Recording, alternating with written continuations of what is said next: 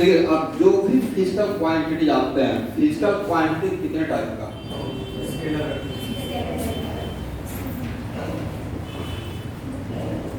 Scalar और क्या रहेगा स्टूडेंट? वेक्टर। मैं अपने तरफ से दिए ऐड करता हूँ।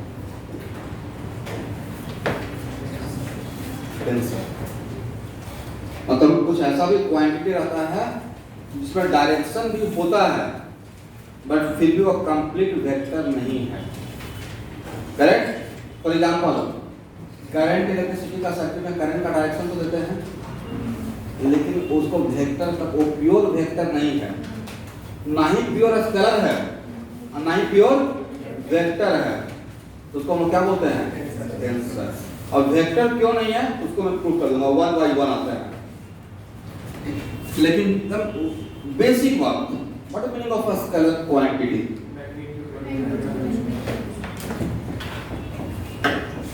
स्केलर क्वांटिटी का मतलब क्या होता है स्टूडेंट? वैसा कोई भी क्वांटिटी जिसका सिर्फ मैग्नीट्यूड हो बट डायरेक्शन लिख देना है। If any quantity only having magnitude, if any quantity only having magnitude,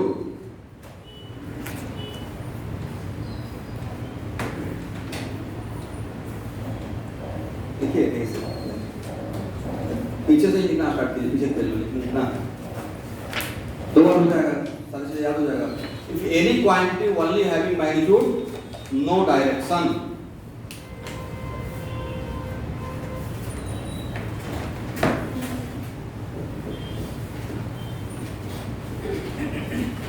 अब एक मिनट, यहाँ पे एक टर्म मैंने यूज किया मैग्नीट्यूड, उसको डाल कीजिए। एग्जाम्पल के तौर पे स्टूडेंट मास, तो मास का सिर्फ मैग्नीट्यूड बता सकते हैं बट क्या उसमें कोई डायरेक्शन देंगे? नहीं देंगे। टेम्परेचर मैग्नीट्यूड बता सकते हैं लेकिन उसमें कोई डायरेक्शन? वॉल्यूम डायरेक्शन नहीं है। यहाँ देखो भाई, मैं वेलोसिटी नहीं बोल रहा हूँ, क्या बोल रहा है? स्पीड से बोल रहे हैं। करेक्ट है? तो ये सब एग्जांपल क्या है? स्केलर क्वांटिटी है। ठीक है, अब लिखिए vector quantity.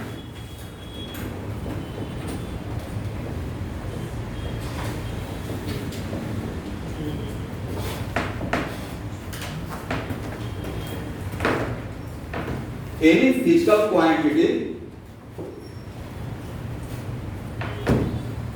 physical quantity, which have magnitude as well as direction,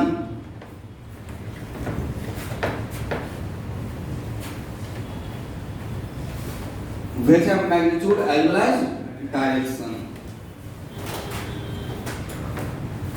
example तौर पे क्या करना है?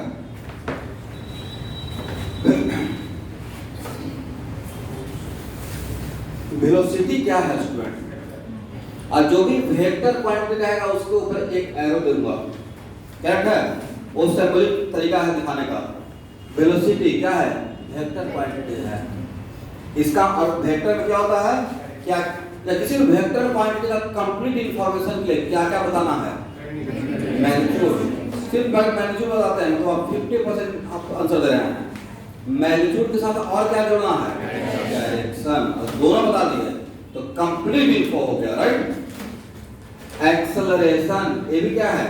Vector quantity. लिखना है स्टूडेंट। फोर्स ये भी क्या है? Vector quantity. ये क्या है? बोलिए एक्सेलरेशन ड्यू टू ग्रेविटी, ये भी क्या है? Vector quantity. Right? Linear momentum क्या है? Vector quantity. बोलो भाई इलेक्ट्रिक फील्ड, जिसमें भी फील्ड लगा देते हैं, gravitational field, magnetic field, electric field, ये सब क्या है? All these are what? Vector. Correct है?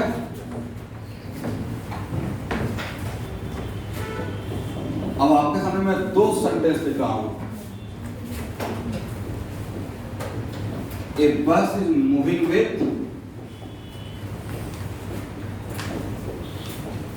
10 kilometre per our. A sentence vectorial sense को इंडिकेट करता है या सिर्फ स्केलर सेंस? सर आपने ये तो बोल दिया कि बस मूव कर रहा है 10 किलोमीटर पर आवर से, बट किधर जा रहा नहीं पता है, डायरेक्शन नहीं जोड़ा, एक ऐसा सेंस बना, ये स्केलर सेंस है, राइट? अब लिखना है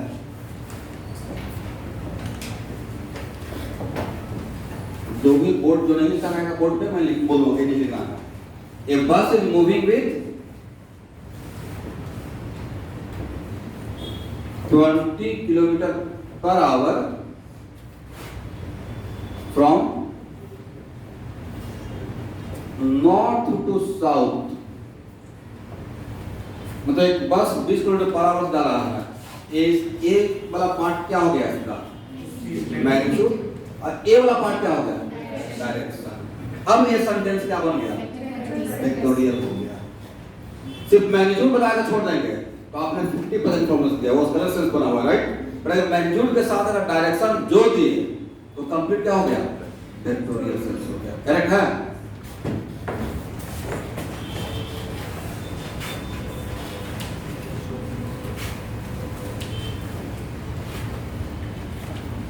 अच्छा स्टूडेंट, आप लोग को करंट इलेक्ट्रिसिटी 11th क्लास के बच्चे इसमें पढ़ा 9th में था या 10th में? सर 10th में था।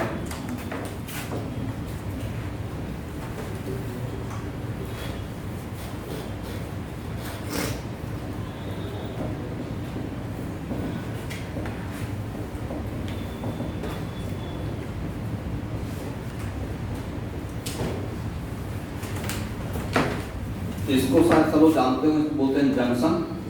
क्या बोलते हैं? और यहाँ पे 3 ब्रांच है, 1 2 3।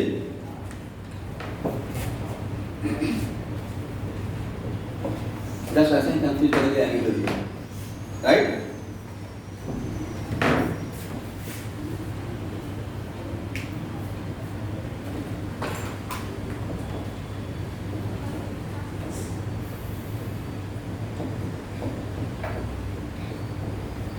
दोनों डायग्राम में I3 का वैल्यू बताइए। यहाँ से 2 एम्पियर, यहाँ से 3 एम्पियर, इधर कितना जाएगा? आप इसको जोड़े तो देखा कि आप कुछ ऐसा 2 + 3 जैसा कर दिए। 2 + 3 = 5। जस्ट नंबर को जो जोड़ते हैं स्केलर पॉइंट को तो ऐसे ही जोड़ते हैं। 5 के लिए + 10 के लिए 15 के लिए। उसमें कोई लॉ लगाता है क्या जोड़ने के लिए? या सिंपल जो नंबर को जोड़ता है, राइट? यहाँ पे कितना? 5 एम्पियर। यहाँ पे कितना है? I3 कितना होगा? इधर से 2, इधर से 3, इधर से कितना रहेगा? 5 एम्पियर। तो सर इन दोनों ब्रांच के बीच में क्या एंगल था, उससे कोई फर्क नहीं पड़ा।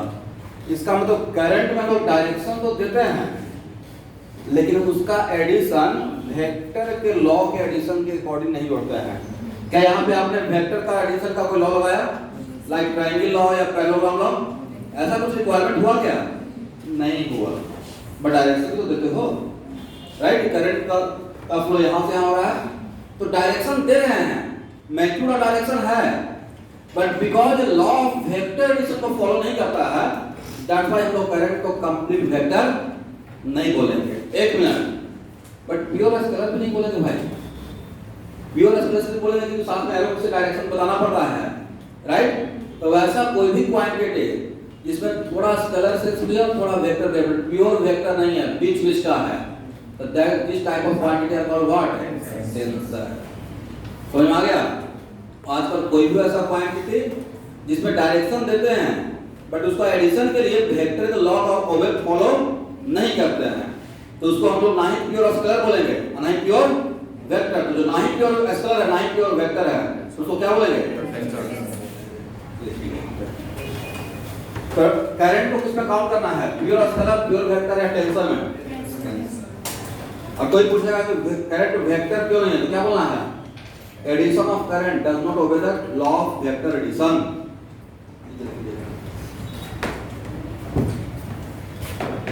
Current is example of tensor. Current is example of tensor.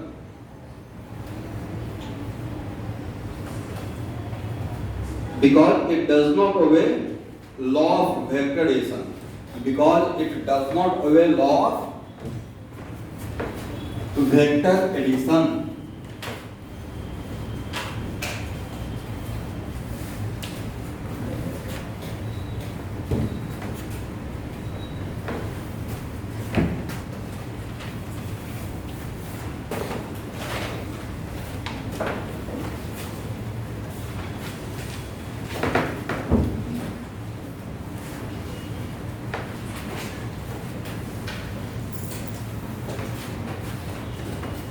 Okay,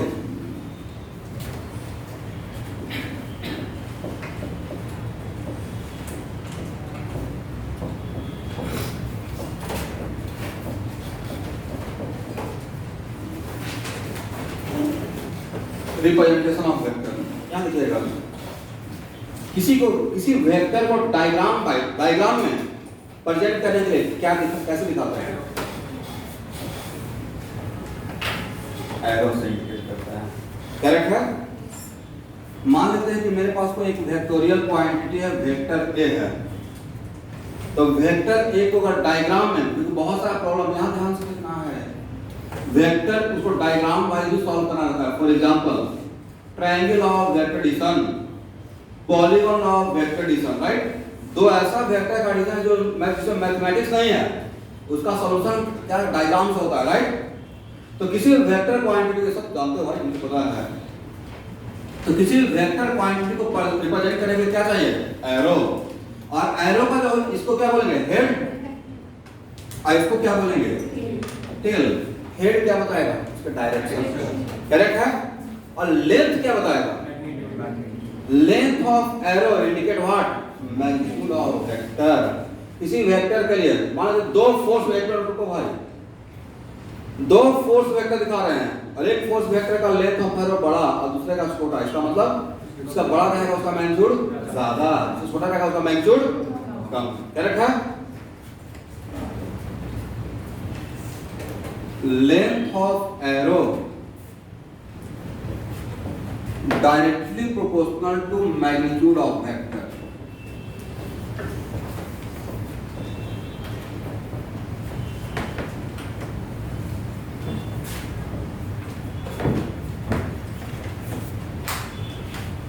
अच्छा, डिस्टेंस क्या होता है स्टूडेंट? स्केलर है वेक्टर? स्केलर। एक मिनट, यहां तो समझ में आ गया है। लेंथ ऑफ एरो आज पर क्या इंडिकेट करेगा? Magnitude of vector. मैग्नीट्यूड क्या देखो भाई, आज का पूरे फिजिक्स या केमिस्ट्री में कहीं भी मैं बोलता हूं, जैसे आज मैंने बोला था magnitude of charge of electron, magnitude of, तो मैग्नीट्यूड का मतलब मैग्नीट्यूड नेवर बी नेगेटिव। एक बार लिखिए, magnitude never be negative, it is either zero और positive. It is either zero और पॉजिटिव। मैग्नीट्यूड अगर बोलेंगे तो कभी नेगेटिव नहीं होगा। अब ध्यान से देखो भाई, एक क्या है जो पढ़ना है? मॉडुलस।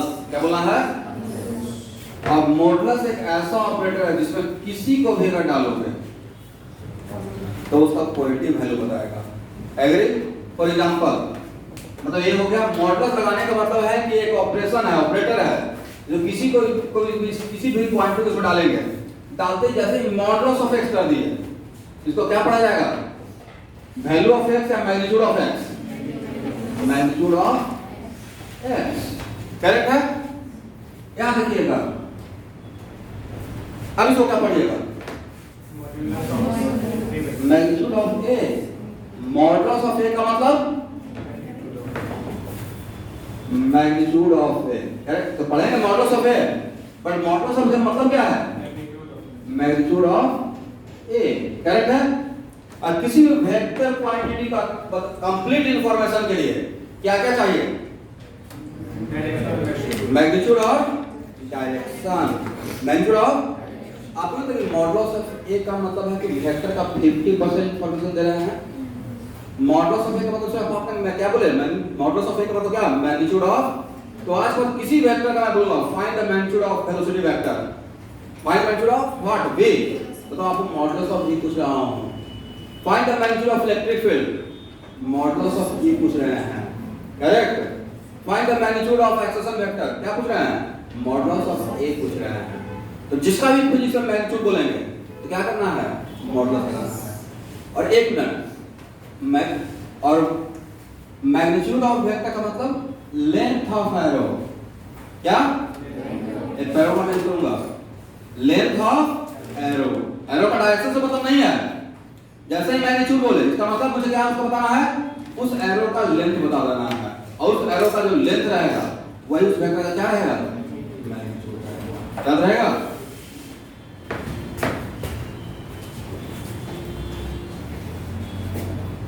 बोलो भाई, मॉडुलस -2 का वैल्यू कितना रहेगा? 2। जो पॉजिटिव है वो तो पॉजिटिव है ही, एग्री? इसका मतलब है कि इसको ऐसे लिख सकते हैं? बोलिए हाँ या ना? क्यों? क्योंकि सर मेरा काम था कि जो निगेटिव था उसको पॉजिटिव बनाना है, तो अंदर में जो क्वांटिटी था वो निगेटिव था। तो एक मिनट, आजकल अगर आपको एक पता है कि मॉडुलस के अंदर का क्वांटिटी अगर निगेटिव है, और मैंने बोला कि अंदर का मॉडुलस बहुत बारीक पॉइंट है भाई, यहाँ देखना है सब लोग, ये मैं बहुत बार यूज करता हूँ। यहाँ जो समझा रहा है यहाँ दिमाग चल रहा है, राइट? मान लेते हैं कि मॉडुलस ऑफ dx, इसका मतलब dx को पॉजिटिव बनाना है, dx को क्या बनाना है? या delta x, whatever modulus of, और डेल्टा x क्या है? Change of x, change of. और अगर पता है कि डेल्टा x नेगेटिव है, क्या है? नेगेटिव, इसको तो पॉजिटिव बनाना है। तो पॉजिटिव बनाने के लिए क्या करना है? पहले से आपको पता है कि इसके अंदर क्वांटिटी नेगेटिव है, बोला कि और मॉडुलस हटा के बताना है। इसका मतलब ये हुआ कि आज तक किसी भी क्वांटिटी का मॉडुलस देते हैं, मॉडुलस दिए तो वो पॉजिटिव हो गया। लेकिन अब मुझे किसी पर्पस में मॉडुलस हटाना है without changing the main sense, तो अगर एक क्वांटिटी नेगेटिव है तो क्या इसके लिए ये लिख सकते हैं? बोलिए नेगेटिव और नेगेटिव बिकम्स व्हाट? यहाँ से क्या समझे कि आज के बाद मॉडुलस के अंदर का कोई भी क्वांटिटी नेगेटिव रहेगा, राइट? और उसका मॉडुलस लेना है और मॉडुलस के बराबर लिखना है विदाउट मॉडुलस हटाकर, बट सेंस वही रहना चाहिए। तो उसमें कितना से मल्टीप्लाई कर देना है? नेगेटिव से मल्टीप्लाई कर देना है, करेक्ट है? लेकिन अगर मॉडुलस के अंदर का क्वांटिटी पहले से ही पता है कि पॉजिटिव है, तो क्या नेगेटिव से मल्टीप्लाई करने की रिक्वायरमेंट है? नहीं है। दैट्स व्हाई यहाँ -2 था, तो बाहर निकाले तो -2 था, तो इसका वैल्यू 2 हो गया माइनस में, तो उसको 2 बनाने के लिए क्या करना है? -2, करेक्ट है?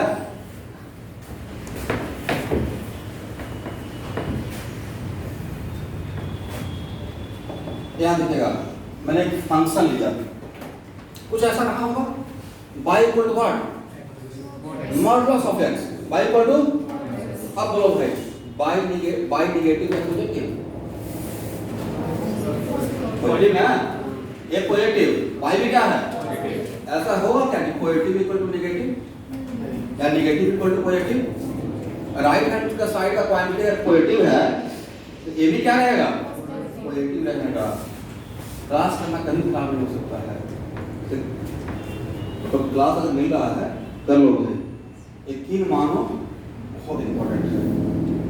ये जो इतना स्ट्रेस देके बोल रहे हैं तो कहते हैं प्रेशराइज करके बोलना बातों को, क्योंकि अभी क्लास 12 का जो मेरे क्लास 12 रनिंग है उन बच्चों से पूछिएगा, आपके आगे एक बैठे हुए हैं, तो डाउन करने के लिए बोल रहा हूँ, फिजिक्स 12 क्लास का समझ में नहीं आता जब वेक्टर डायग्राम का मैथमेटिक्स बिल्कुल ऐसे टेंजेंट बनकर निकलता है। अब मेरे पास उस टाइम को उपाय नहीं होता है कि मैं पीछे मुड़कर वेक्टर पढ़ाऊं, टाइम नहीं रहता है, और मुझे बच्चे का चेहरा देखकर पता चल जाता है कि बच्चा फ्रस्ट्रेशन चल रहा है। तो वो वहाँ का प्रॉब्लम नहीं था, प्रॉब्लम यहाँ का था। आप ABCD सीखे नहीं और ट्रांसलेशन कैसे कर सकते हैं? अब हम लोग का तो काम है भाई, आप कोई मेरे को एडमिशन आएगा मैं थोड़ा बोलूँगा एडमिशन कुछ तो सिखाएंगे, इतना तो फिर कराएंगे भाई ऐसे पढ़ना पड़ेगा, ये भी मेरा काम करता है। अब यहाँ statement like y equal to modulus of x है, बट किसी पर्पस के लिए मुझे मॉडुलस हटाना है, और यहाँ पे दो सेक्शन। अब यहाँ पे इसको दो सेक्शन में डिवाइड कर रहा हूँ x लेस देन 0 के लिए। तो अब y इक्वल टू क्या लिखें, लेकिन मॉडुलस का y equal to modulus of x ही है, बट मॉडुलस हटाकर बात करना है। तो नहीं था x लेस देन 0 के लिए x नेगेटिव हो गया, और मॉडुलस को अगर हटाना है, करेक्ट? अभी भी आप यही लिख रहे हो, बोले हाँ, क्योंकि यहाँ पे x क्या है नेगेटिव, और नेगेटिव नेगेटिव बिकम्स। तो आज बात पूरे फिजिक्स में अगर मॉडुलस दिया है किसी क्वांटिटी का, और वो क्वांटिटी अगर नेगेटिव है और किसी काम के लिए मुझे मॉडुलस हटाना है, किसी काम के लिए इंटीग्रेशन करना रहता है तो मॉडुलस का इंटीग्रेशन नहीं करते हैं, मॉडुलस हटाकर इंटीग्रेशन करते हैं, ठीक है? तो हम मॉडुलस अगर हटाना है तो उसमें कितना से मल्टीप्लाई करके हटाएंगे ताकि मेरा मेन सेंस चेंज नहीं हो। मेन सेंस क्या था कि बाई पॉजिटिव होना चाहिए, अभी भी यहाँ बाई क्या है, पॉजिटिव ही है, करेक्ट है? लेकिन अब अगर x greater than equal to 0, तो जो क्वांटिटी पॉजिटिव है उसको मॉडुलस हटा देंगे तो पॉजिटिव रहेगा, राइट? तो इस केस में क्या मॉडुलस हटाने के क्या कीजिएगा, simply y equal to x लिख देना है। तो दो चीज सीखे, इसका मतलब y इक्वल टू किसी भी क्वांटिटी का मॉडुलस दिया हुआ है, मॉडुलस अगर रिमूव करना है without changing the main sense, तो वहां पहला करना है, पहले चेक करना है मॉडुलस के अंदर का क्वांटिटी नेगेटिव या पॉजिटिव। अगर नेगेटिव है तो माइनस से मल्टीप्लाई करके मॉडुलस हटाना है, अब पॉजिटिव है तो माइनस से मल्टीप्लाई करने का रिक्वायरमेंट नहीं है। कितना समझ में आ गया है? चलिए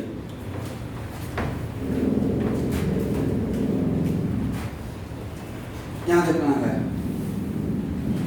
सब लिखिएगा, देखो भाई बहुत जगह लिखो।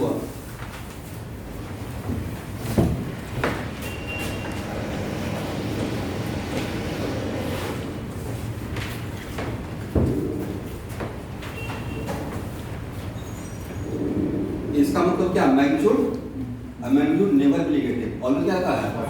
तो इसका मतलब कि a value greater than equal to 0 है, क्योंकि यहाँ देखिएगा लेंथ, हाइट, डिस्टेंस और positive sense. Length, height, distance, कब सुना डिस्टेंस माइनस 10 किलोमीटर नेक्स्ट में होंगे। चेंज ऑफ एक्स बोल सकते हैं, राइट? बट डिस्टेंस ऑलवेज क्या बोलते हैं, पॉजिटिव बोलते हैं। तो वैसे ही मैग्नीट्यूड जैसे ही मॉडुलस कर लिए तो ऑलवेज क्या रहेगा, ग्रेटर इक्वल टू 0 रहेगा।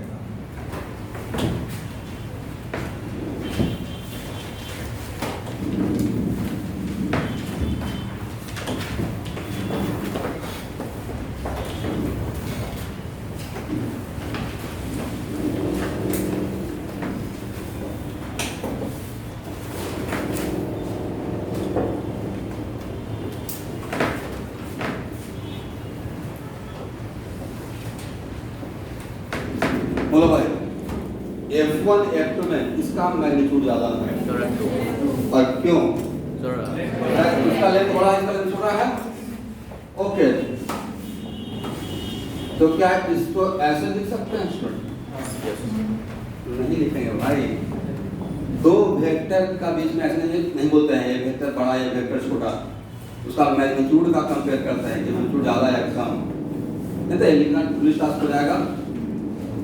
कहीं नहीं देखिएगा ऑफिस में ऐसे लिखा हुआ vector A greater vector B, सब मैग्नीट्यूड का कंपेयर करते हैं, वेक्टर का कंपैरिजन नहीं करते हैं, करेक्ट है? उसमें आसमान में का डिफरेंस हो गया ना। इसका मतलब जैसे ही बोले कि अब ऐसे नहीं लिखना है, अब ऐसे कंपेयर करना है, लेंथ लेकर आपने बात किया, राइट? तो लेंथ का मतलब क्या, magnitude of F2 greater what, magnitude of 1, ये लिखना सही। देखिए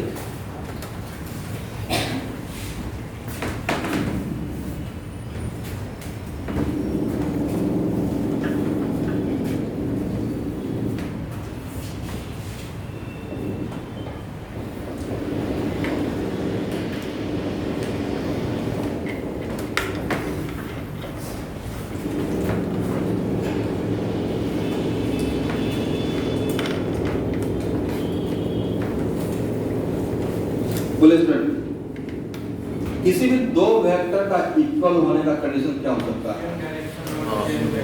सेम डायरेक्शन से। कोई भी दो वेक्टर अगर इक्वल वेक्टर है, राइट? कोई भी दो वेक्टर इक्वल वेक्टर है, राइट? तो उसका सेम होने का क्राइटेरिया और कंडीशन क्या रहेगा? मैग्नीट्यूड सेम हो और डायरेक्शन सेम हो। सही है? आप ध्यान से देखो, आपने सही बोला है, गलत बोला? Equality of two vector. Yes, पहला तो होना चाहिए दोनों वेक्टर सेम टाइप का होना चाहिए। ऐसे थोड़ी बोलेगा 7 मैंगो इक्वल टू 7 एप्पल, नहीं बोल सकते हैं।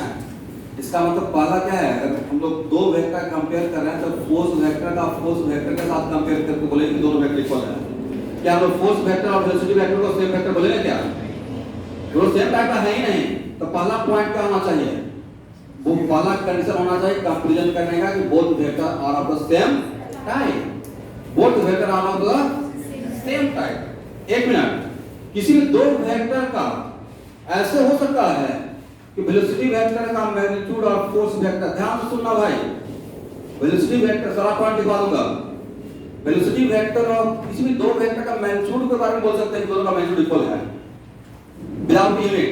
फॉर एग्जांपल, फोर्स वेक्टर का मैग्नीट्यूड 10 यूनिट, 10 मीटर तो 10, वेलोसिटी वेक्टर का 10 मीटर पर सेकंड, तो उसका magnitude 10। The magnitude without unit आप कंपेयर कर सकते हो कि हां मैग्नीट्यूड वाइज सेम है इसका भाई, बट मैग्नीट्यूड वाइज सेम होने का मतलब क्या वेक्टर सेम हो जाएगा? हां, किसी दो वेक्टर का आप ये बोल सकते हैं, दो वेक्टर का डायरेक्शन भी सेम हो सकता है। For example, force are acting towards positive x axis, force are acting towards and velocity of particle also along positive x axis, तो दोनों का डायरेक्शन क्या है? along positive x axis। तो दो वेक्टर का डायरेक्शन भी सेम हो सकता है, मैग्नीट्यूड भी सेम हो सकता है, बट ये नहीं कि मैग्नीट्यूड और डायरेक्शन सेम होने से उसको उससे बोल देंगे। अगर एक क्वेश्चन पूछा जाए कि दो वेक्टर का डायरेक्शन सेम हो सकता है, आंसर यस। क्या दो वेक्टर का मैग्नीट्यूड सेम हो सकता है? Answer is what? Yes. But दो वेक्टर का इक्वलिटी होने का क्राइटेरिया का पहले क्या रहेगा? तो बोथ, ठीक है, both vector are of the same type, both vector are of the same type. अगर एक बार आपको पता चल गया कि दोनों वेक्टर सेम टाइप का है, तब उसके बाद बोलना है comma, if two vector are of the same type, if two vector are of the same type, then if both have same magnitude and same direction, then if both have same magnitude and same direction,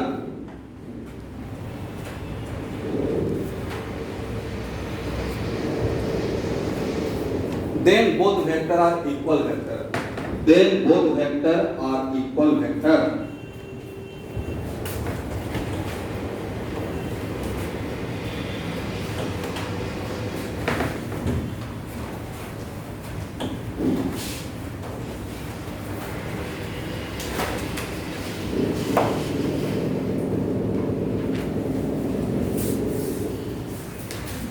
यहाँ देखिए student, ये दोनों line parallel है, example लिया, पहला example, दोनों vector same vector या different vector. पहला क्राइटेरिया तो कंडीशन को पूरी करें, दोनों फोर्स वेक्टर है, दोनों का डायरेक्शन भी सेम है, लेकिन सेम है या डिफरेंट है? किसको ऐसे डिफरेंट हो गया? मैग्नीट्यूड डिफरेंट हो गया, करेक्ट है? That's why F1 not equal to F2। वजह क्या था? मैग्नीट्यूड।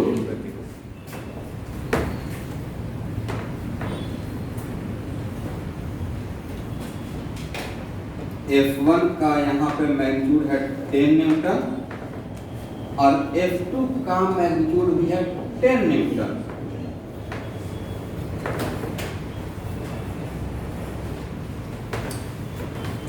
तो दोनों का लेंथ डिफरेंट है, सेम, दोनों सेम टाइप का भी है और लेंथ भी सेम है, क्योंकि 10 10 है, राइट? सेम वेक्टर या डिफरेंट वेक्टर? वजह डायरेक्शन। क्या वजह हो गया? डायरेक्शन। इसका मतलब यहाँ भी F1 not equal to F2, but यहाँ पे वजह मैग्नीट्यूड था या डायरेक्शन था? डायरेक्शन। लिखो भाई, सारा पॉइंट लिखो, मौका मिले तो 2-3 बार लिखो।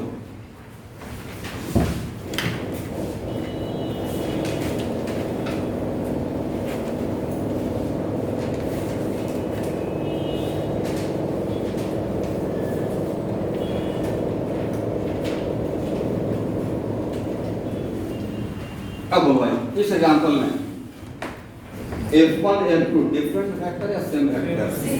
Same vector. वजह क्या है? सेम टाइप का भी है, सेम लेंथ भी है और सेम डायरेक्शन भी है। तो यहाँ लिखिएगा F1 इक्वल टू F2,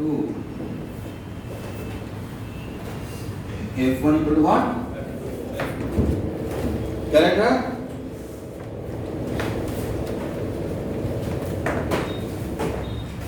अब यहाँ पे देखिएगा F1 equal to F2, but इसके बीच में थोड़ा गैप है और F1 ही F2 है।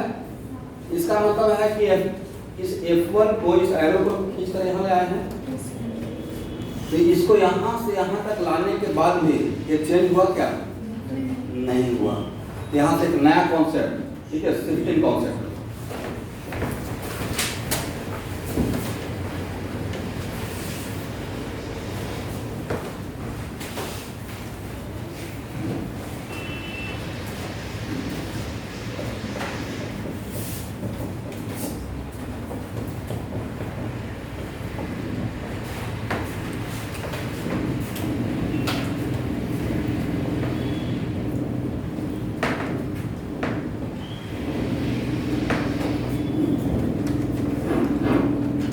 आपके मैथ्स का बहुत सारा स्टूडेंट बहुत अच्छा परसेंटाइल है, कोई बात नहीं है, हो जाएगा। मतलब जो लोग लगा रहेगा और मोस्ट लाइकली आईआईटी शायद हो जाना चाहिए। जिस तरीके से डेवलपमेंट मैं गौर से करूँगा कि सब आईआईटी में सवाल भी ज़्यादा खुशी होगा। और बहुत सारे बच्चों को मैं पर्सनली डे 1 से ही अलग से गाइड भी करना शुरू कर दिया। तो मैं एक मेरा स्टूडेंट से आप लोग जानते थे, वो डोनाल्ड भी है, मार्क्स बहुत अच्छा है, बट फिर भी उन्होंने पढ़ाई को डिसकंटिन्यू किया, कंटिन्यू मतलब डे 1 से उनका पर्सनल डायरी मेंटेन कर रहा है। तो ना क्या करना है हमें, इसके बाद क्या करना है, तो उनका टेम्परामेंट को लूज नहीं करना है। देखते हैं यहाँ पर मैं हर बच्चे को ध्यान रखता हूँ, आप ऐसे पढ़ो। 1 साल मेरा बात मानते हैं और आप लोग 2 साल आपका, अगर 100% मेरा बात मान लो तो मैं आपसे आउटपुट बोल ले लूँगा, जो आपको पोटेंशियल दबा हुआ है, छुपा हुआ है। और उसमें ये चीज़ है कि आईआईटी बहुत बड़ा चीज़ है। आईआईटी करके सब कुछ छोड़ देना पड़ता है, डायरेक्टली बोल रहा हूँ। Each and every activity IIT में तो सारा फैसिलिटी है, वहाँ जाइए अलग, वहाँ पे अलग से ड्रम बजाने वाला भी अलग से, सांस्कृतिक कार्यक्रम होने का अलग ग्रुप रहता है, टीम रहता है, उसका कोई हेड रहता है, और जिम भी बहुत फर्स्ट क्लास का है, और इंडोर स्टेडियम भी है, और रात में ही लोग क्रिकेट खेलता है और फुटबॉल। इसका मतलब जैसा आईपीएल वगैरह देखते हो वैसा फ्लड इधर लाइट भी रहता होगा। रात में 6 बजे बाद जाओ शाम में तो लगा कि दीवार पहुँच गए, कैंपस विजिट करो, इतना बढ़िया लगता है, बहुत अल्टीमेट है। स्विमिंग करना चाहोगे तो लंबी का साइज का स्विमिंग पूल है, और वो प्रॉपर कोच रहता है भाई, ऐसा नहीं गाइड सलाम लगाती है, प्रॉपर ट्रेनर रहता है हर एक चीज़ का। इंटर आईआईटी कॉम्पिटिशन होता है उन बच्चों के लिए जो आईआईटी के लिए सोचते हैं। हर साल 2 हर आईआईटी के बीच में कॉम्पिटिशन होता है, क्रिकेट का मैच होता है, तो हर एक चीज़ उसमें ट्रॉफी बढ़ता है। तो वहाँ पे हर आप जो भी करना चाहोगे, पढ़ना है तो पढ़ लो, नहीं तो दोनों बैलेंस कर लो। गाना गाने का भी कॉम्पिटिशन होता है, इवन अल्चर में मॉडलिंग करने का भी कॉम्पिटिशन होता है। अल्चर का विजिट करोगे तो उनसे बहुत बहुत 3 दिन बहुत कमाल का 4 दिन टाइम बीता है हम लोग का। हम लोग एकदम बिल्कुल वेट करते थे कब अल्चर आता है, 4 साल में हर एक साल आता है। टेक्निक्स का उतना वेट नहीं करते थे, और रोबोटिक्स का है, पढ़ने वाला बात है तो उसकी ठीक है, वो सब बहुत बड़ा स्कूल होता है, बट उसका बहुत वेट करते थे अल्चर से। एक तो है कि सिटी से बहुत क्राउड जाता था, मेला टाइप का लगा हुआ है, तो एक अच्छा माहौल बन गया, और आप पढ़ते पढ़ते तब बिल्कुल बोर हो गए हो, फ्रस्ट्रेट हो गए हो, तो एक रिफ्रेशमेंट हो जाता है 4 दिन के लिए अल्टीमेट लेवल तक, तो वहाँ बहुत कुछ है। बट 2 साल थोड़ा हर एक चीज़ को साइड कर देना पड़ता है, और फ्रेंकली बता रहा हूँ। हालांकि मैं किसी को इम्पोज नहीं कर सकता हूँ, बट अगर चीज़ें वहाँ तक सोच रहे हो तो 2 साल का एक प्रोजेक्ट है, 2 साल का। एक बार आप पहुँच जाओ, आपका अपने अकॉर्डिंग जो भी आपको पर्सनल इंटरेस्ट है, गाना गाने का इंटरेस्ट है, गाना भी गा सकते हो, ठीक है। एक है जो 5 पॉइंट शर्मा लिखे हैं, राइट, जिन पर 3 इडियट मूवी आया है। कुछ भी कर सकते हो भाई, वहाँ के बाद जाकर फिल्म का डायरेक्टर बन जाओ, वो वहाँ पर पर्सनल इंटरेस्ट, बट पहले वहाँ पहुँचेंगे तब तो। अब कितना लोग देखते हो एमबीबीएस का डॉक्टर बनने के बाद ये आईएएस कर लेता है, एम यूज कर लिया, उसको इंटरेस्ट आगे आईएस करना है, पावर चाहिए तो उसके आईएस कर लीजिए, बट पहले प्लेटफॉर्म को पकड़ना है। बट वहाँ का तरीके एकदम रिगरस रहता है, 2 साल अपने आप को डालना पड़ता है, सिर्फ बोलने से नहीं क्या हो जाएगा। एनआईटी थोड़ा भी पढ़ने से हो जाता है, आईआईटी जितना पढ़ोगे कम पड़ जाएगा। ये उन बच्चों के लिए आईआईटी के लिए दिमाग में, राइट।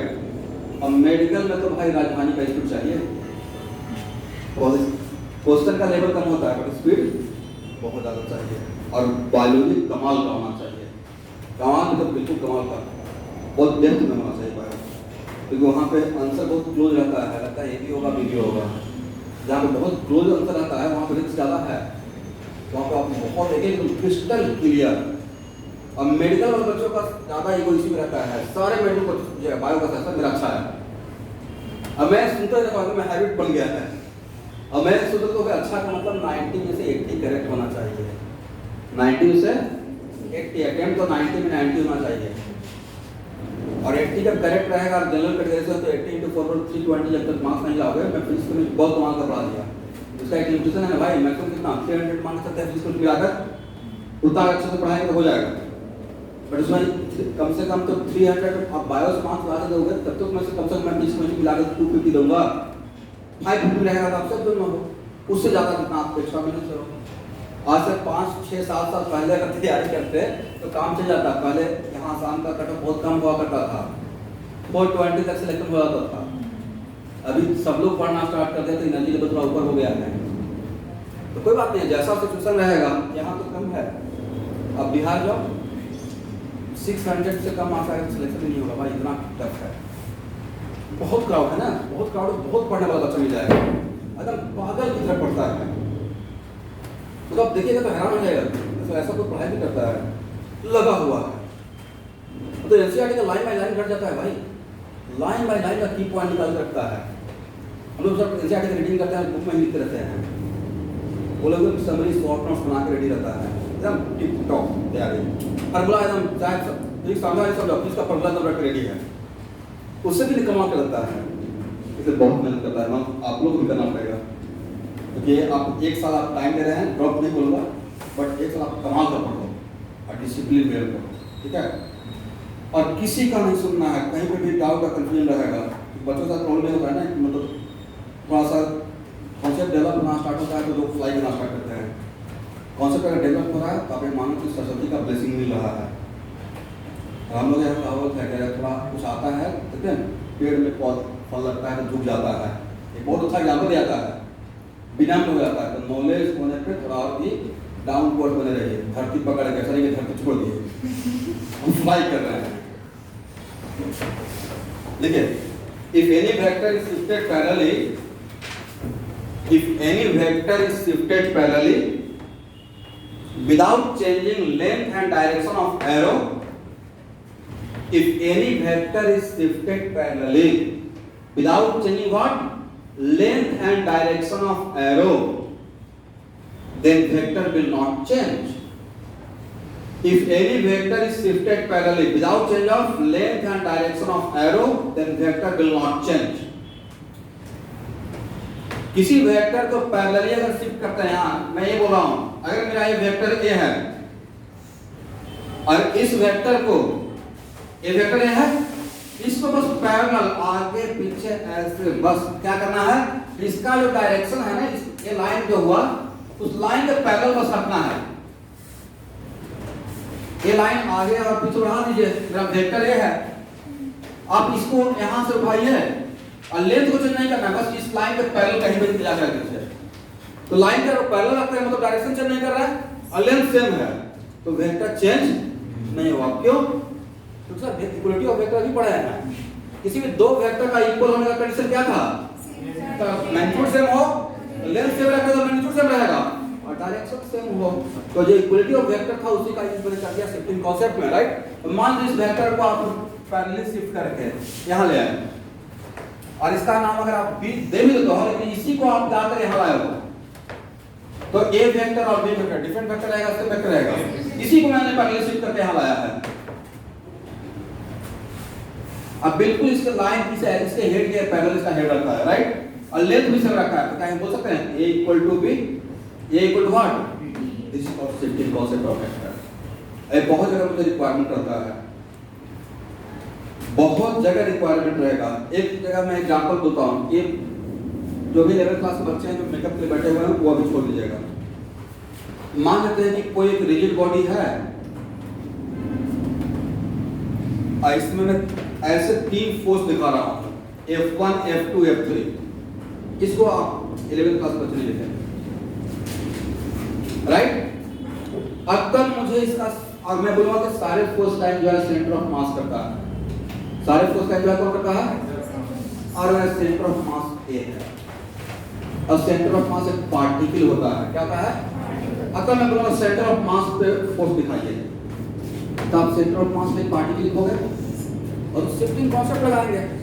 इसको यहाँ पैरेलल शिफ्ट कर देंगे, इसको ऐसे पैरेलल शिफ्ट कर देंगे और इसको ऐसे पैरेलल शिफ्ट कर देंगे। बिकॉज़ किसी फोर्स को किसी वेक्टर को पैरेलल शिफ्ट करते हैं उसको वेक्टर विल नॉट चेंज। तो जिन बातों को आप बहुत छोटा समझ के यहाँ सीख रहे हो उसका एप्लीकेशन आगे चलकर बहुत फास्ट होने वाला है, ठीक है।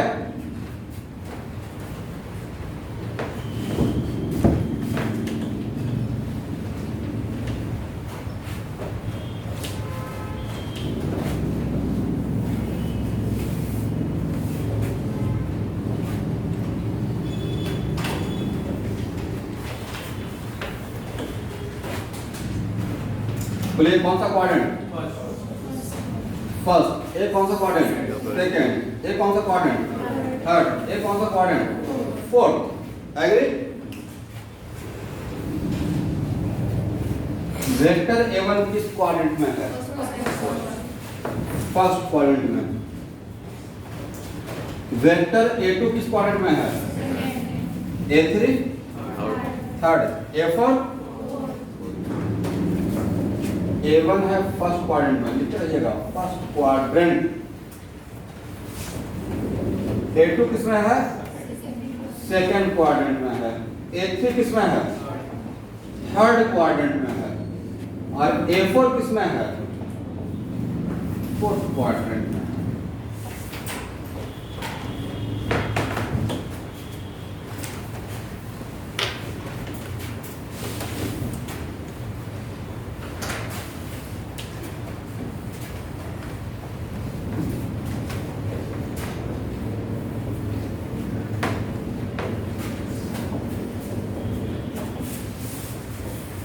बोलो भाई, वेक्टर B1 किस क्वाड्रेंट में है, फोर्थ। वेक्टर B1 किस क्वाड्रेंट में, फर्स्ट में। किसमें है, क्यों, मैं तो फर्स्ट पर ड्रॉ किया हूं।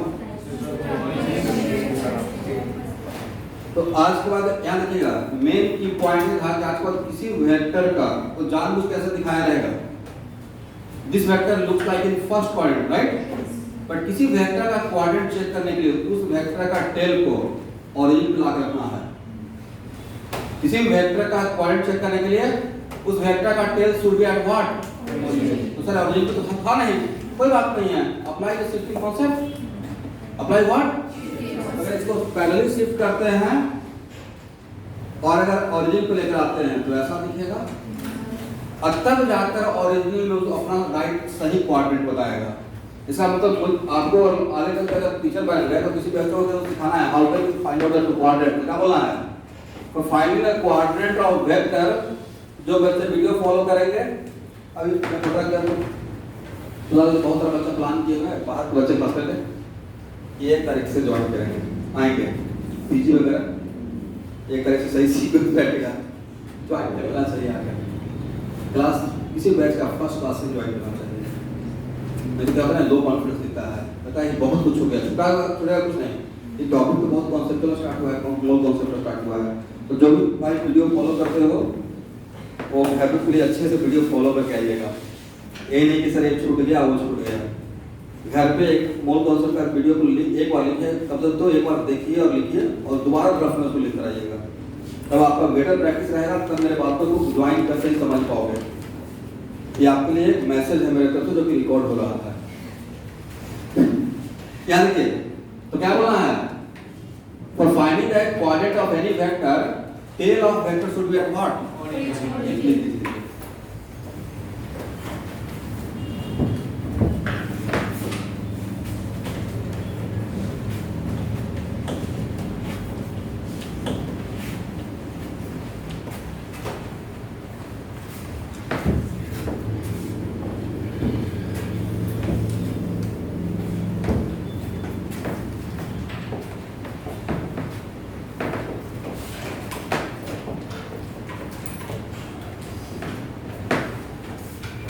ए वेक्टर सी किस क्वाड्रेंट में?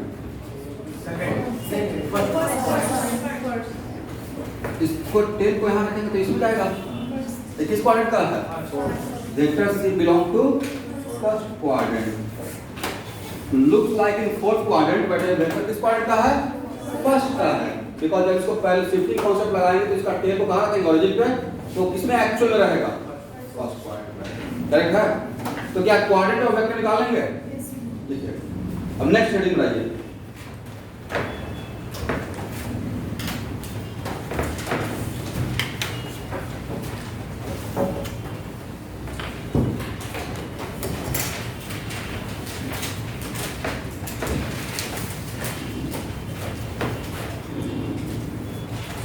बोलो भाई, मैप पे नॉर्थ किधर दिखाते हैं?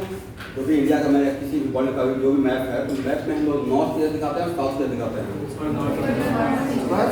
नॉर्थ। नीचे ईस्ट किधर? ईस्ट इधर और वेस्ट इधर। इसका मतलब है कि मैं इसको 4 जोन में बांट दिया। देखते हैं रेलवे में लिख रहा है उत्तर पूर्व railway, north eastern railway, right? तो एक कौन सा है? बोले नॉर्थ ईस्ट। एक जगह नॉर्थ और ईस्ट बना हुआ है ना, क्या बोलिएगा? We belong to north east, right? मतलब हम लोग बोलते हैं यूपी हो गया, बिहार हो गया, आसाम हो गया, हम लोग नॉर्थ ईस्ट वाले हैं। और राइट ऐसे मैप पे करेंगे, डिवाइड करेंगे तो ये हो गया नॉर्थ ईस्ट, राइट? इसीलिए बोलते हैं नॉर्थ ईस्ट, क्योंकि इस जोन में हम लोग पढ़ रहे हैं नॉर्थ और साउथ। ये कौन सा जोन है? North west. साउथ वेस्ट या वेस्ट सब एक ही बात है, राइट? ये समझ में आ गया है? चलो भाई, अब इट इज नॉट कंपल्सरी कि आप जनरली पेपर पे तो ये बहुत बढ़िया लगता है कि एक्स एक्सिस बोलना वाई एक्सिस, बट मान लेते हैं कि आप पायलट बन गए, इच्छा कुछ पता नहीं है, और ऊपर में आपसे क्या बोला जाएगा? Moving along positive x axis. और देखते हैं कभी फ्लाइट में तो ऐसे करके फिर ऐसे टर्न करता है, राइट? उन लोग को बताया जाता है एल्टीट्यूड के टर्म में। किसके टर्म में? एल्टीट्यूड, तो हाइट। और एजिमुथल एंगल और पोलर एंगल के टर्म में एंगल बताया जाता है, और कैंपस लगा रहता है। देखा है ना? इसमें मूवी दिखा था, कौन सा था? समुद्री डाकू वाला, यस पायरेट्स ऑफ। इसका एक दो सीरीज था ना, पहला बढ़िया था और सेकंड वाला उतना बढ़िया नहीं लगा। नहीं वो बहुत कमाल का मूवी था भाई, वो बड़ा फिक्स मूवी रहता है, लेकिन देखिए साइंटिफिक कितना रहता है, और ऐसा नहीं कि देखना आप स्टार्ट कर दीजिए, बट रहता है हाईली साइंटिफिक। आप नहीं, लेकिन ऐसा मिशन इम्पॉसिबल देख लो, उसका सारा सीरीज मतलब उतना साइंटिफिक कोई स्टोरी लिखता होगा ना भाई, तो डायरेक्टर भी हाईली इंटेलेक्चुअल होगा। इंडिया में क्या है अभी तो चाहे कुछ चल हुआ है, वही इमोशन वाला चल रहा है। 70 ऐसे इमोशन का गेम चल रहा है ना, वही चल रहा है।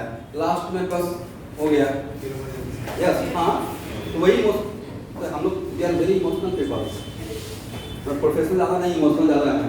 तो अच्छा है, हम लोग अरस्तु के सिद्धांत को फॉलो करते हैं। महान फिलोसफर हैं, मनुष्य एक सामाजिक प्राणी है, और अकेले में वही लोग आता है देवता और दानव। उनका स्टेटमेंट था, ये क्या रहता है, ये मैं 50-80 क्लास में पढ़ा था, अभी तक याद है। इतना बढ़िया एक लाइन लगा था, मनुष्य एक सामाजिक अच्छा वी आर सोशल पीपल। तो अब यहाँ देखिएगा, तो इस टाइप का सिचुएशन में तो कहीं किसी वेक्टर का प्रॉब्लम में या नीड में ऐसे आता है कि आपको नॉर्थ साउथ ईस्ट वेस्ट के टर्म में भी हम लोग जाना चाहिए, how can we represent the direction. तो मान लेते हैं कि यहाँ देखिएगा तो ये है मेरा V1 और V1 का मैग्नीट्यूड बोला गया है 10 metre per second. 10 metre per second correct है। यहाँ पे कोई एक्स एक्सिस वाई एक्सिस तो है नहीं और ए एंगल 60 डिग्री है। तो डायग्राम में तो नजर आ गया, बट डायग्राम आपको ड्रॉ करके नहीं दिया रहेगा, आपको लैंग्वेज में दिया रहेगा। तो इसी चीज को लिखने का तरीका ये रहेगा। बोलो भाई, किसी वेक्टर को बताने के लिए क्या चाहिए? मैग्नीट्यूड और डायरेक्शन। मैग्नीट्यूड और डायरेक्शन बताने का तरीका क्या है? क्यों सकता है? मान लेते हैं कि कोई आप विद्यालय में हो, पूछ रहा है कॉमर्स किधर है, कौन कॉलेज, तो यहाँ से ऐसे बोलोगे। और आप चालमारी में हो तो आपसे कोई पूछेगा कॉमर्स कॉलेज किधर है, तो ऐसे बोलिएगा, पहुंच जाएगा 5 बजे। तो कैसे पूछिएगा? ऐसे है। बट दोनों इक्वली करेक्ट है अकॉर्डिंग टू लोकेशन। वैसे ही डायरेक्शन हम लोग X axis, Y axis, Z axis किसी भी तरीके से, बस मुझे डायरेक्शन जो देना है। एक वेक्टर का कंडीशन था मैग्नीट्यूड होना चाहिए और डायरेक्शन। तो V1 इक्वल टू मैं लिखा 10 मीटर पर सेकेंड। ये मैंने ब्रैकेट में क्या लिख दिया? मैग्नीट्यूड। अब इसमें क्या जोड़ना है? डायरेक्शन। और उसका भी किसका टर्म है? North south east waste. तो डायरेक्शन यहाँ पे ऐसे बताते हैं 60 डिग्री। और लेकिन वो 60 डिग्री कौन सा लाइन के बीच का एंगल है? ईस्ट और V1, ईस्ट और बट ईस्ट से आप किसके तरफ जाकर V1 तक पहुंचे? नॉर्थ की तरफ जाकर लिखते हैं 60 degree north of east. North of east जिसके तरफ जाते रहते हैं वो पहले, जिसके तरफ जाते रहते हैं वो, जहां से जाते रहते हैं वो बाद में। तो यहाँ पे डायरेक्शन ऐसे बताना है। क्या लिखना है इस डायरेक्शन बताने के लिए? क्या बोलिएगा? तो आपको इंस्ट्रक्शन ऐसे मिलेगा 10 मीटर पर सेकंड से जाना है, बस 60 डिग्री नॉर्थ ऑफ ईस्ट लेना है। 60 डिग्री मतलब ईस्ट किसके तरफ जाओ? नॉर्थ की तरफ। कितना एंगल पे? बट वो एंगल कहां से लो? करेक्ट है। तो जिसके तरफ जाते रहते हैं वो पहले, जहां से जाते रहते हैं बाद में। ये हो गया फ्रॉम, जहां से जा रहे हैं। अच्छा, लेकिन आपका कोई फ्रेंड उसी डायरेक्शन को ऐसे बता दिया 30 डिग्री ईस्ट ऑफ नॉर्थ, कौन ज्यादा करेक्ट है? सर दोनों इक्वली करेक्ट है, दोनों बिल्कुल यही लाइन बता रहा है, राइट? तो क्या लिखेंगे? 30 डिग्री, बड़े 30 डिग्री मेजर यहाँ से कर रहे हैं, स्टार्टिंग यहाँ से किया है, याद कर रहे हैं। तो जहां से जाते रहते हैं उसको पहले, तो 30 degree east of north, correct है।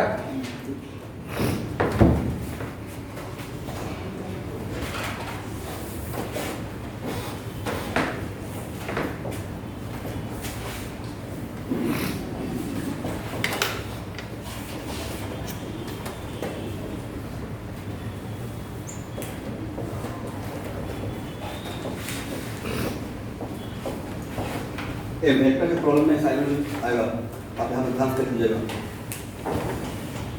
ऐसे रहेगा student, V1 equal to 20 metre per second 30 degree west of south. अब V2 रहेगा 10 metre per second 60 degree east of north. अब क्या पूछा जाएगा? Find V1 plus V2। क्या पूछा जाएगा? या फाइंड V1 माइनस V2, और वहां पे पैरेललोग्राम यूज करना रहेगा। तो पैरेललोग्राम बनाने के लिए आपको डायग्राम तो बनाना पड़ेगा, बीच टाइम भी देखना पड़ेगा V1 और V2 का। तो जब तक आपको इसका नहीं पता रहेगा तब तक ऐसा डायग्राम ड्रॉ नहीं कर पाएंगे, और जब तक डायग्राम ड्रॉ नहीं करेंगे तब तक तो एडिशन नहीं कर सकते, समझे?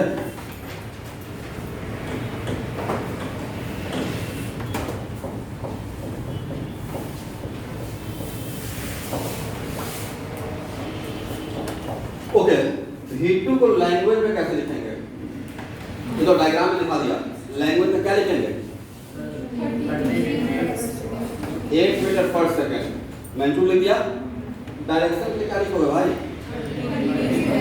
30 degree very good west of, इसी 30 डिग्री वेस्ट ऑफ सॉरी, इसी को और किसी तरीके से प्रोजेक्ट कर सकते हैं।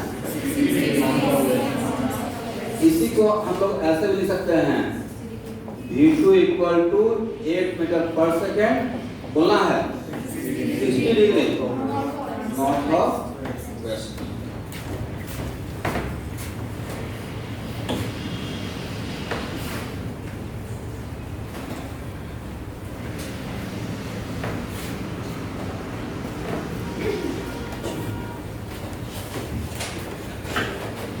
ओके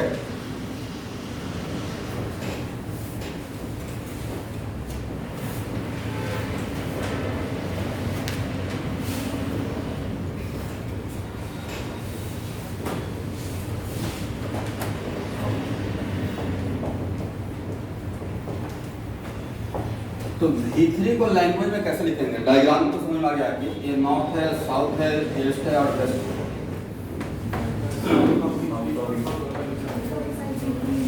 तो क्या लिखेंगे स्टूडेंट? पहले तो मैग्नीट्यूड लिख देंगे और उसके बाद 45 डिग्री साउथ ऑफ ईस्ट या 45 degree east of. But question में आपको सिर्फ ऐसे दिया रहेगा south of east, angle mention नहीं रहेगा। तो आज के बाद अगर डायरेक्शन के लिए एंगल मेंशन नहीं है, इसका मतलब बिल्कुल इक्वल एंगल है 45 एक कन्वेंशन है। किसी भी क्वेश्चन में डायरेक्शन के लिए सिर्फ एंगल नहीं दिया, सिर्फ साउथ ऑफ ईस्ट लिख दिए हैं, इसका मतलब वो लाइन कहाँ पे है? साउथ और ईस्ट के लाइन के बाइसेक्टर है, एंगल बाइसेक्टर पे है। ये कन्वेंशन है, ऐसा नहीं लिखा आता है। ये लिख रहे हो बिल्कुल करेक्ट हो, यही चाहिए था। बट अगर इक्वल एंगल रहेगा, ये और ये एंगल का इक्वल रहेगा तो नॉन इक्विडिकेट एंगल, ये कन्वेंशन है फिजिक्स का। तो सिर्फ लिखा हुआ क्या मिलेगा? साउथ ऑफ ईस्ट या ईस्ट ऑफ, याद रहेगा। अच्छा डायरेक्शन ऐसे लिख दिया रहेगा टुवर्ड्स ईस्ट, टुवर्ड्स इसका मतलब ईस्ट वाला लाइन पे है। टुवर्ड्स ईस्ट का मतलब we are going from where to where? Towards इसका मतलब है कि we are going from west to east, west to. क्या देखिए ना, ऐसा टर्म गाँव में है पूर्वा हवा, इतना गाना तो है पूर्वा हवा, उसका डायरेक्शन क्या है?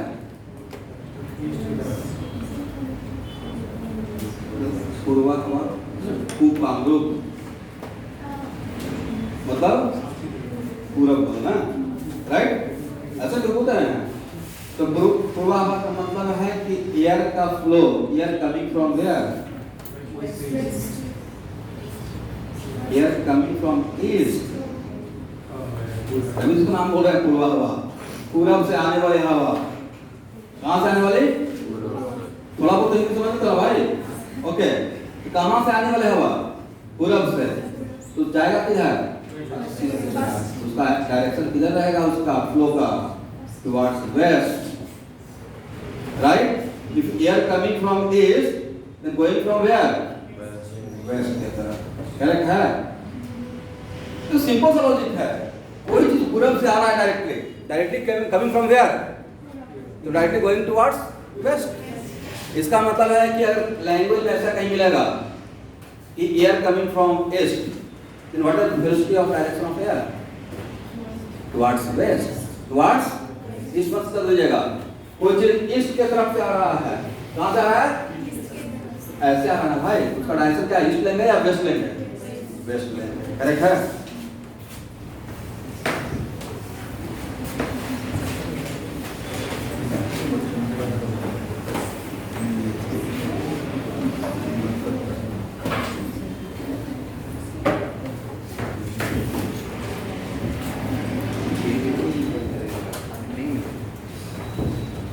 ओके, अब रेडी बनाइए। Angle between two vector, angle between two vector.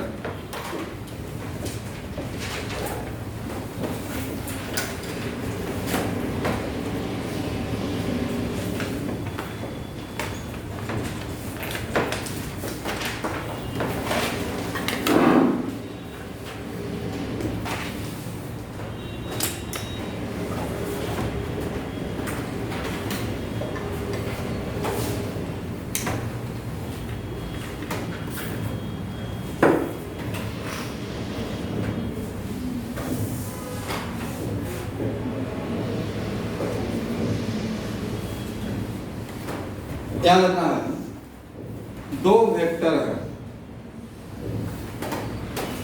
इसके यहाँ पे ए एंगल में 120 दिखाया हुआ। Then what is angle between A and B? Yes 120 रहेगा या 60 रहेगा? क्यों? मैं एक चीज पढ़ाने वाला हूँ इसको नेक्स्ट क्लास में। यहाँ से पूरे फिजिक्स में कंक्लूड कर लेंगे कि आज के बाद दो वेक्टर के बीच का मिनिमम एंगल क्या हो सकता है, मैक्सिमम क्या हो सकता है। क्या मिनिमम होता है दो वेक्टर के बीच एंगल?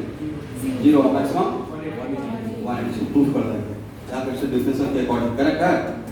तो looks like 120 but actually correct answer is what? 60। और what is meaning of vectors are taken in order? Vectors are taken in order का मतलब है कि एक अगर मेरे पास 5 वेक्टर है, बोले all vectors should be taken in order. एक वेक्टर के हेड पे दूसरे वेक्टर का टेल, दूसरे के हेड पे तीसरे का टेल, हेड टेल तो बोलते हैं vectors are taken in order. Correct है? सब छोटा पॉइंट है, बहुत इंपॉर्टेंट है। अच्छा फिर बोला जाएगा vector are given vector are uniform vector. Given vector are uniform. आप बहुत बार सुने होगा भाई यूनिफॉर्म इलेक्ट्रिक फील्ड, सुना है ना? यूनिफॉर्म इलेक्ट्रिक फील्ड और non uniform electric field. Electric field तो वेक्टर क्वांटिटी है, तो मैं इलेक्ट्रिक फील्ड ना बोल के सारा वेक्टर का रिप्रेजेंटेशन कर दिया। What is meaning of uniform vector and non uniform vector? देखो ये सिंपल सा लॉजिक है। यूनिफॉर्म का मतलब कांस्टेंट, यूनिफॉर्म का मतलब यूनिफॉर्म वेक्टर बोलने का मतलब वैसा कोई वेक्टर जो कांस्टेंट वेक्टर है। क्या है? और कोई भी वेक्टर है कांस्टेंट वेक्टर है, तो कोई भी वेक्टर कांस्टेंट कब होगा? मतलब जब वेक्टर चेंज नहीं हो रहा है। और कोई वेक्टर चेंज नहीं होने का मतलब ना ही उसका मैग्नीट्यूड चेंज हो रहा है ना ही। तो आज के बाद किसी भी वेक्टर को छोड़िए तो बहुत इंपॉर्टेंट है। आज तक किसी भी वेक्टर का मैग्नीट्यूड और डायरेक्शन टाइम के साथ अगर चेंज नहीं हो रहा है तो उसको क्या बोलेंगे? Uniform vector. देखते हैं ना यूनिफॉर्म एक्सेलेरेशन और नॉन यूनिफॉर्म एक्सेलेरेशन। एक minute, uniform motion non uniform motion पक्का सुने होंगे? क्या सुन रहे हैं? यूनिफॉर्म मोशन है मोशन का मतलब वेलोसिटी से हो गया। मतलब कहने का से यूनिफॉर्म वेलोसिटी और नॉन यूनिफॉर्म वेलोसिटी। अगर यूनिफॉर्म वेलोसिटी है मतलब वेलोसिटी कांस्टेंट है, मतलब मैग्नीट्यूड और डायरेक्शन दोनों सेम है ऑल द टाइम। लेकिन अगर नॉन यूनिफॉर्म है मतलब वो वेक्टर कांस्टेंट, और कोई भी वेक्टर कांस्टेंट नहीं है तो उसका कांस्टेंट नहीं मतलब चेंज हो रहा है। चेंज हो रहा है किस वजह से चेंज हो सकता है? सर या तो उसका मैग्नीट्यूड चेंज हो रहा हो तब भी वेक्टर चेंज होता रहेगा, या डायरेक्शन चेंज हो रहा हो तब भी चेंज होता रहेगा, या दोनों चेंज हो रहा हो, या क्या हो रहा हो? तो तीनों केस में तो क्या बोलेंगे? Non uniform vector. करेक्ट है? फॉर एग्जांपल के तौर पे यहां देखो भाई, कोई एक पार्टिकल है जो एक सर्कल में मूव कर रहा है एंटी क्लॉकवाइज, और इसका स्पीड बिल्कुल कांस्टेंट है 10 मीटर पर सेकंड। क्या कांस्टेंट है? मैग्नीट्यूड। स्पीड का मतलब वेलोसिटी का मैग्नीट्यूड, राइट?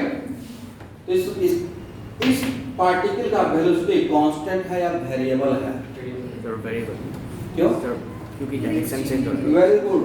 अगर ऐसे घूम रहा है तो सर यहाँ पे था तो टेंजेंट ऐसे वेलोसिटी रहेगा, बट यहाँ पे रहेगा तो ऐसे।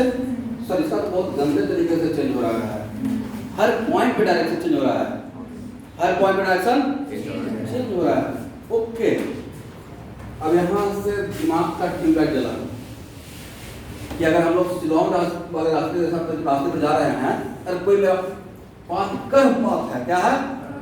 तो कर्व पाथ तो हर पॉइंट पे डायरेक्शन चेंज होता रहेगा। नहीं, इस टाइप का रास्ता है, मान लीजिए फ्लाईओवर है कॉमर्स वाला, वैसे थोड़ा क्या आप स्टेरिंग फिक्स करके पढ़ोगे, ये हाइट थोड़ा टकराएंगे। देखते जैसे जैसे रास्ता रहता है वैसे स्टेरिंग बढ़ाते हैं। इसका मतलब है पाथ के अकॉर्डिंग चलते रहते हैं। तो यहाँ पे जब पहुँचेंगे, जाना इधर था, यहाँ रहेंगे तो डायरेक्शन ऐसे रहेगा, यहाँ पर रहेंगे डायरेक्शन ऐसे रहेगा। तो आप यहाँ पे स्पीड को मेंटेन भी करते हो तब भी वेलोसिटी क्या होता रहेगा? चेंज होता रहेगा। अब यहाँ पे क्या बोलेंगे? यूनिफॉर्म वेलोसिटी या नॉन यूनिफॉर्म? तो आपको नहीं पता कि सब वेलोसिटी बोल रहे हैं, इलेक्ट्रिक फील्ड बोल रहे हैं, इस तरह से दुनिया भर का जो हम लोग है नाम बता रहे हैं, उससे बेटर है कि वेक्टर का बात कर देते हैं, और जो भी वेक्टर रहेगा वहां पे चिपका के पेस्ट कर देंगे, राइट? सब की तो वही बात रहेगा। तो मोर जनरलाइज क्या करना है हम लोग सिखाना चाहिए? Uniform vector and non uniform vector. और जो भी वेक्टर रहेगा उसके लिए कॉन्सेप्ट को अप्लाई करते रहेंगे। तो ये भी हेडिंग बना के छोड़ दीजिए। इनफॉर्म वेक्टर, तो मुझे याद दिलाने के मुझे यहाँ से स्टार्ट करना है। Inform vector and non inform